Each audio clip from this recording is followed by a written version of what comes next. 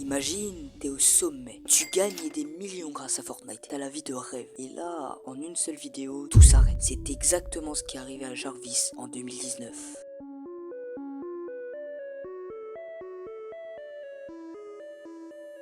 Pour comprendre le véritable choc qu'a provoqué sa chute, il faut d'abord réaliser l'ampleur du personnage. Jarvis Katry, originaire du Royaume-Uni, né le 11 novembre 2001 à Londres, il a commencé YouTube en 2014, durant laquelle il faisait énormément de vidéos sur Call of Duty Black Ops 2. À ce moment-là, il ne montrait pas son visage. Ce n'est que 2 ans après, le 1er juillet 2016, dans une vidéo dans laquelle il présentait sa chaîne, qu'on a vu pour la première fois le visage de Jarvis. Après cette vidéo, il a continué les vidéos sans prendre YouTube au sérieux, jusqu'en 2018, où il fait le meilleur choix qui va le faire connaître, publier sa première vidéo sur Fortnite. À partir de ce jour-là, son succès prend une autre tournure, lorsqu'il intègre officiellement la FaZe Clan, l'équipe e-sport la plus connue et la plus sélective de l'histoire de l'e-sport. À ce moment-là, Jarvis quitte sa vie ordinaire pour emménager dans la célèbre FaZe House, une villa de luxe, estimée à plusieurs dizaines de millions de dollars, où il cohabite avec les plus grands créateurs de sa génération. Il n'est plus seulement un adolescent qui joue dans sa chambre, il devient une superstar mondiale. À son sommet, Jarvis représente une idole absolue. Il possède une influence énorme. Il était le petit prince de Fortnite. Propulsé par la FaZe Clan, une structure surpuissante, et soutenu par une communauté d'abonnés qu'il grandissait de plusieurs dizaines de milliers chaque jour. À cette époque, son succès semblait si total et si solide que personne ne pouvait envisager que tout cet empire, construit en des années de travail acharné, allait s'effondrer en l'espace d'une seule vidéo de quelques minutes.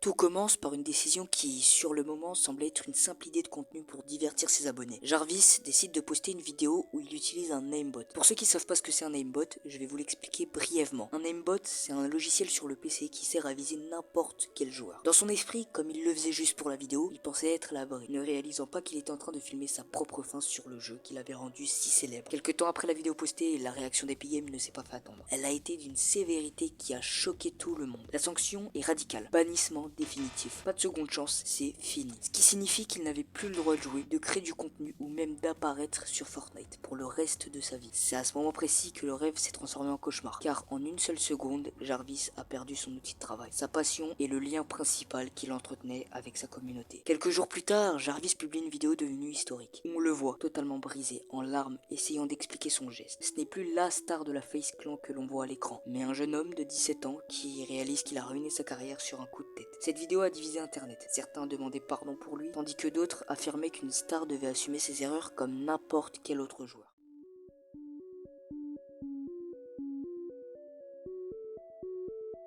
Pendant les mois et les années qui ont suivi ce bannissement, Jarvis s'est retrouvé dans une situation inédite et extrêmement difficile pour un créateur de son âge. Du jour au lendemain, il ne pouvait plus lancer le jeu qu'il avait rendu célèbre, sous peine de voir ses nouveaux comptes supprimés instantanément par les algorithmes d'Epic Games. Il a donc dû entamer une longue traversée du désert, essayant de diversifier son contenu, en se lançant dans la boxe, en faisant des pranks ou en testant d'autres jeux. Mais l'ombre de son passé sur Fortnite continuait de le poursuivre, ses fans lui réclamant sans cesse son retour.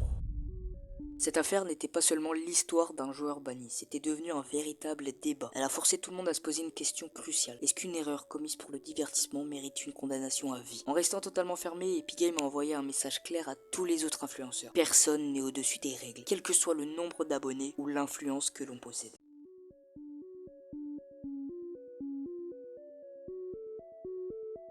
Cependant, alors que tout le monde pensait que le dossier était classé et que Jarvis resterait à jamais un exemple, un coup de tonnerre a eu lieu. Après avoir passé des années loin des serveurs officiels et avoir respecté sa sanction sans jamais pouvoir revenir, Jarvis a finalement vu la lumière au bout du tunnel. Epic Games, dans un élan de clémence et suite à une évolution de leurs règles sur les bannissements permanents, a décidé de lui accorder une seconde chance. Ce n'est plus une rumeur, Jarvis a officiellement récupéré le droit de jouer à Fortnite.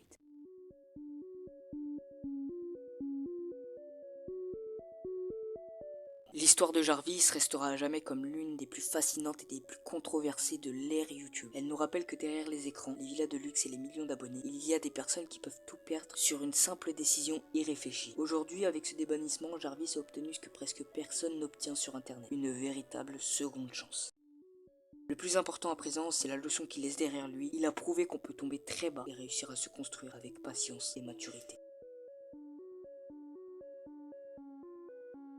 Donc voilà, c'est la fin de cette vidéo. Pour vous, est-ce que vous trouvez qu'après toutes ces années, il méritait enfin de récupérer son compte? Ou est-ce que au contraire, une triche reste impardonnable, peu importe le temps qui passe? Dites-le moi dans les commentaires. J'ai hâte de lire vos avis. N'oubliez pas de liker la vidéo si ce format vous a plu et de vous abonner pour ne pas rater les prochaines vidéos. C'était Nukes, ciao tout le monde.